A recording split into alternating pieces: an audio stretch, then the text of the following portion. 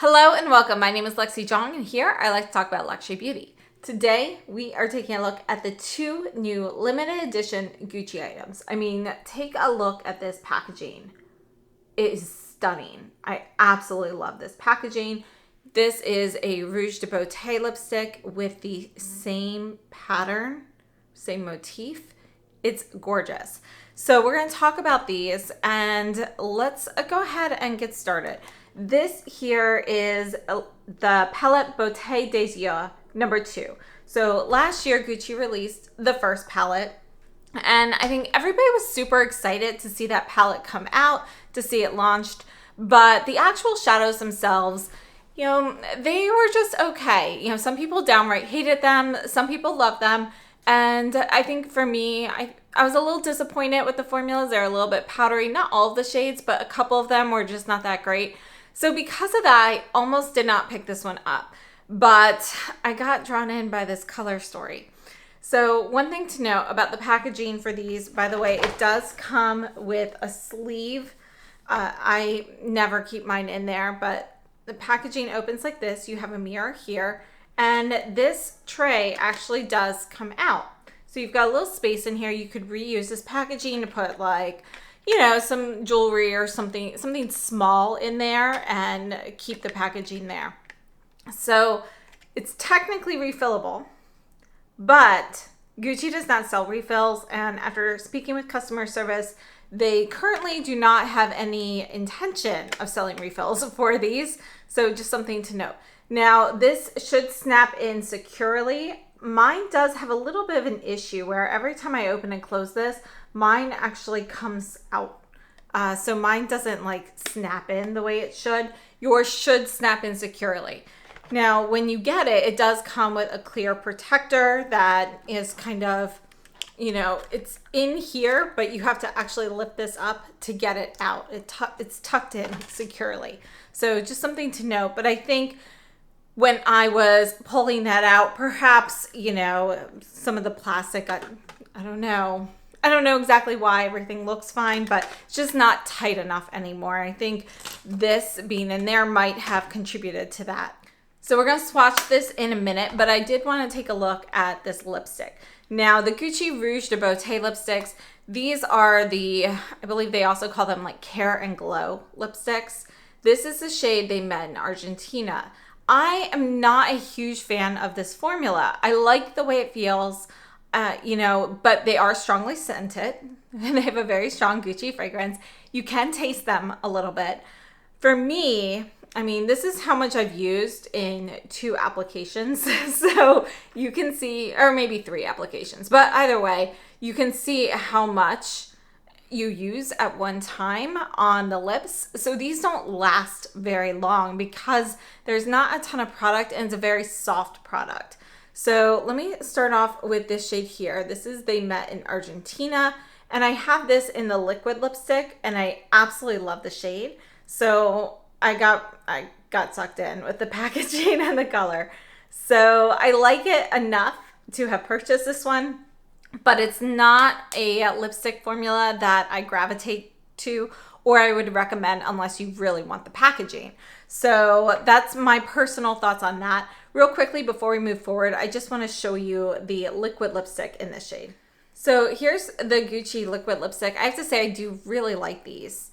But I did want to show you this because it does look different. You can see the liquid is going to be deeper. It also has a bit more of a pink vibe to it, whereas the Rouge de Beaute, it is peach with orange in it. And I would say that this one here is more of a warm pink. There's a little bit of a coral vibe to it, but it's really much more warm rose in comparison. So just wanted to share that comparison. So here's a lip demo of this being applied to my lips. And I just wanted to share a few details on this product. It does have an 18-month shelf life and it's made in Italy. And this product has 1.8 grams or it's 0.06 ounces. So it's the Rouge de Beaute Brilliant lipsticks. This one is limited edition because of the packaging. And in the US, some of the sites call it the Rouge de Beaute and others call it the Glow and Care lip color. So, you know, they are the same thing. It's supposed to give you 24-hour hydration or moisture, and I feel like it is very comfortable on the lips. I actually really enjoy wearing it, but I do feel when you build up the color that it is not necessarily super smooth. You can see in this demo here that although this lipstick, it goes on beautifully sheerly, it's very comfortable, builds up very easily, the application does not look perfectly evenly distributed once you build that up. You can see that some areas of the lip tend to have a little bit more pigment than others. And again, my lips are not perfectly smooth. I don't think most people's are. And so that can be an issue that I have with this particular line of lipsticks with other shades as well. And that's one of the reasons that this is not a favorite of mine, because I do feel like it gathers into lip lines and so forth. So let's move on to the eyeshadows. And let's start off with swatching. We are going to swatch the entire top row left to right, and then the entire bottom row left to right. All right, so these are the first 4 shades here. And let's take a look at this. We have this beautiful like satin coppery shade, this kind of warm, kind of a peachy salmon, this satin ice blue. It's actually almost metallic. It's a satin metallic. I would say the coppery shade is actually more metallic as well. Then we have this really deep espresso brown. This is a matte. And then to round out the top layer, we have 2 more shades. This is a beautiful, kind of like a cobalt blue. This is going to be a satin. And then we have a warm matte brown. Now moving on to the bottom row, this first shade here is one of my favorites for crease work. It is kind of like a light matte taupe with a little bit of purple in there. I mean, look at that. It's like a taupey plum. Then we have more of this matte. There's a tiny touch of satin in there, so it's more of a satin matte, but this is going to be an eggplant mixed with plum. Plum typically has a bit more red in it, whereas eggplant has more blue. This, it has like the tones of eggplant with that redness of the plum. Next up, another one of my favorite mattes. This is going to be a taupe with more of a grayish hint to it. And then we have this beautiful satin metallic. It's not quite as metallic as these two, but close to it. This is just a really beautiful teal. It looks deeper in the pan than it does on the skin. The last 2 shades, we have another warm brown. You can see that this is going to be a little bit deeper. And then our last shade here, this is very, very light. So this is going to be kind of like a pink champagne, more like a rosé shade. You know, if you're thinking like alcoholic beverages, it's kind of like the color of rosé. And this is going to be a satin. So overall, I have to say I really love this color story, and I don't have issues with any of the formulas of any of these shades. They all perform very well. The actual formulas of the Gucci shadows are a little bit drier, a little bit more powdery than some of the newer formulas that have been released.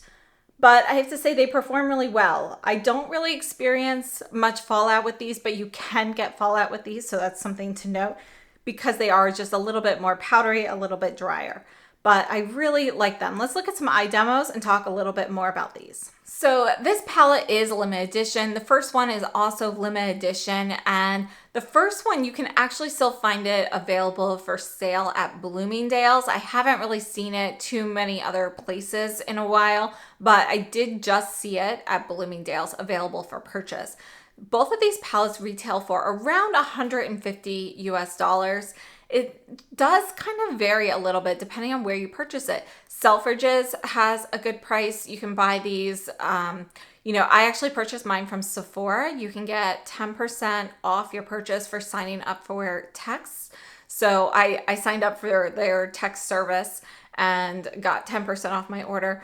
But you know, you can also see it for like $152. So it's somewhere around $150 depending on where you purchase it. So I thought that was a little odd that it doesn't seem to be consistently priced on all the different retailers. Selfridges typically is going to have a different price since it's a UK site, but the you know, the Dior versus the Sephora prices are different as well. So I thought that was interesting. Now, as for the actual products here, I really like these. In the demos, I have to say, you know, I'm really partial to these blue shades. I really like the first demo look that I have here. These shadows have a 2-year shelf life. They are made in Italy, and we have 9 grams of product in this palette. The palette is heavyweight. It is definitely a luxe palette. The packaging, I think it's stunning. One of the things I don't like is how much wasted space there is inside with how the shadows take up and you have all that plastic surround. You know, I don't love that, but honestly, I think this packaging is so pretty, and the fact that I could clip this out and use it to carry like kind of like as a travel size jewelry box or something, albeit a very heavy one, you know, I like it. So I'm actually very happy I picked up this second palette. Between the second and the first palette, I would say the formula of these are better. The first one, there were certain shades that didn't perform quite as well. You know, some that were like a little bit more powdery, a little bit more dry. And I have to say, overall, I prefer the color story of the second one over the first one. I personally am very partial to these blues, and I find that they really blend well with each other, and I'm just really happy with the mix of warm tones and cooler tones in here. Both the original palette and this one have a mix of neutral shadows. Some of them are cooler in tone, some of them are warmer in tone, but I would say that the first one leans warmer overall, whereas the second palette overall leans a little bit more cool. And I just think the color story was really well done. So let me know what you guys think about this. I would love to know.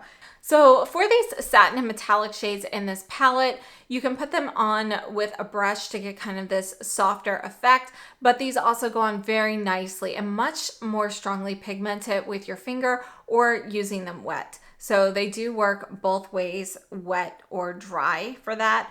And I have to say, I'm really happy with how everything blends together with these without looking like patchy or anything like that.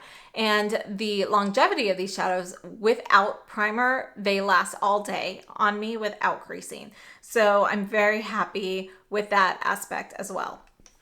Now, one of my big complaints about Gucci products in general is the fact that they keep making this gorgeous refillable packaging, but they are not selling refills. That's my issue with the bronzer as well. When the bronzer first came out, I was so excited that they had this beautiful packaging and it was refillable. I guess actually the face powder, same deal. They came out around the same time. And you know, they're not making refills. So I find that to be really unfortunate. I really hope that Gucci ends up coming out with refills for this. It is something that they promote on the package. It specifically says that is a refillable palette. So hopefully that is something that will come out in the future. But at the current time, there are no plans for that. Now on the Gucci box, just if you are somebody looking for ingredients and so forth, just note that the ends of the boxes do have ingredients for each particular shade on there. And there are shade names there, but there are no shade names anywhere on the actual palette itself. And just for the sake of completeness, these eyeshadows do not seem to have any fragrance. I can't smell anything, and I also don't see it listed on the ingredients for the shadows. But these are going to be shadows where certain shades contain carmine, so they are not a vegan eyeshadow for those of you who are wondering. So let's go ahead and compare this palette to the original one and see how these color stories match up. So first of all, here is the original palette versus the new one. You can see you've got beautiful packaging for both. It's really going to be a personal preference as to which color story you prefer. I really think they are stunning. Now, just to note, my pan for the original palette, it does snap out and go in very securely without lifting up like my new one does. Let's take a look at these side by side. All right, so we have the original Color Story on the top and the new one here on the bottom. And you can see at first glance that they look very, very similar. You've got pops of blue and purple in each. You've got kind of those peachy pink shades. You've got neutrals. So they look like they're going to be very similar. But they're actually, they do have some similarities, but they have enough differences, in my opinion, to make it worth picking up the second palette if you like the Color Story. So let's go ahead and swatch this original Color Story as well. So this is the new palette. We're going to put the original kind of right here so you can kind of see them and how they go. We start off with a matte brown. It's actually more of a satin matte. There's a little touch of a satin finish there. We move on to more of a matte reddish brown. There's a bit more red in there. Go on to a slightly more golden one here, and then an even lighter, more beige matte here. So those are the first 4 shades in the original palette. For the first row, we move on to a really nice metallic silver here. You can see it's going to be more of a gray based silver, and it's very creamy. And then we have this matte light blue, which I really did like, but this one was a little bit more powdery, so it looks really nice when you put it on. It's kind of because it's more powdery, it can go on very softly, but it's just not the best performing shade. Moving on to the second row, we start off with another one of those peachy pink shades here. And this is going to be a matte. Again, it's a little powdery like the light blue. Then we have a white with just, it's got a tiny bit of ivory in it, but it's more white than ivory. And then we have kind of this matte rusty shade. Next up, this one here is one that I don't like because it doesn't perform well. It's a satin metallic, kind of like a peachy gold, but you can see it doesn't go on super well. It's kind of sheer. My particular one there can get a little bit of hard pan. It's the only shade in the palette that is like that for me. It's my worst performing shade. And then the last 2 shades here, we have this deep purple, which actually has a bit of a satin finish. You can see it's kind of like that royal purple. And then we have a black matte. So this is the original Color Story versus the new one. I would love to know which one you prefer. I definitely like the formula better in the new palette, and I personally also prefer the Color Story. And I just realized I swatched this backwards. This is actually the first shade. I was holding the palette upside down. So my apologies, but this would be the first row and second row there. Now, as for comparisons of these shades, I feel like anybody who is purchasing this palette at this price tag, you're purchasing it not necessarily because you are missing one of these shades in your collection, but more so because the packaging is so incredibly beautiful, and maybe you have this particular mix of colors all together in one place, because these colors themselves are not unique. I'm sure you have them in other palettes. You know, this teal, it's a little bit lighter, a little bit more blue, but it reminds me of the one in Dior Denim, which is a bit more green. This, you know, reminds me of Dior, the blue velvet one. And, you know, you've got shades in here. This one is kind of like the new Guerlain, what is that one? Imperial Moon. So these shades are not necessarily unique. The finishes are not necessarily unique, but having them together all in one place and having that beautiful packaging is the reason for purchasing this palette. And if it is something that interests you, you know, I think it's actually a really nice palette. Is it going to be the best formula ever? No, it's not. But I think it is a nice formula, and it has been improved upon from the original formula. If you like more traditional formulas compared to the newer, more like creamy, like gel powder formulas and so forth, This is closer to a traditional powder formula. So, you know, you're looking more at a classic formula versus something with newer technology, perhaps. So let me know what you think about these palettes.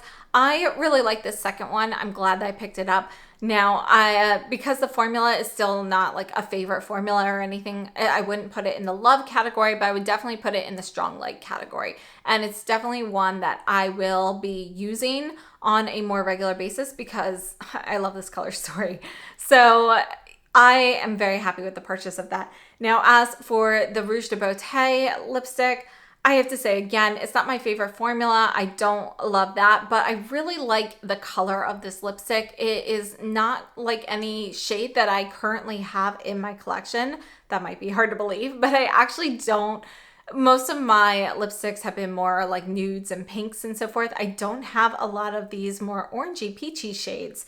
And this one, I just think it's really beautiful in the lips, and it really complements the tones of this palette really well. So although I don't love the formula, I love the packaging, I love the color, so that made this a worthwhile purchase for me.